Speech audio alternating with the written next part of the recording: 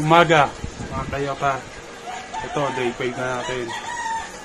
Ayan, makikita nyo, nababawasan na yung pagka ng mukha niya. Hindi po yung ulitin nyo, hindi po yung Coryza. Yung Coryza, wala yes po.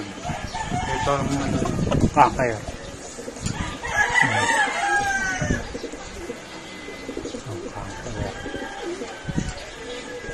Kakaya. Pwede nyo siyang tanggalin yung mga labid lang kung kayang tanggalin. Pag ano, huwag nyo na tanggalin, lisin nyo. Lagyan nyo na ng magic. Tapos, paulit-ulit lang. Okay. Day 5.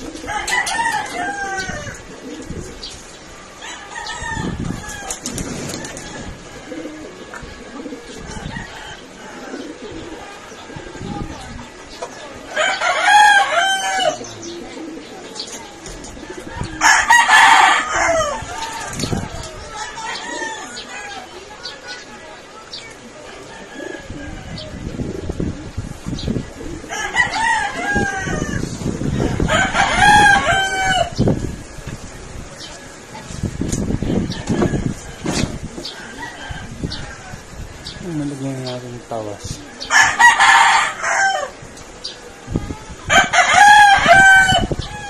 Tabat lang natin. Okay. Ulit-ulit lang ulit hanggang matanggal. Maraming salamat mga kayopa. Sana makatulong sa inyo ng simple at natural na paggagamot. Salamat for watching.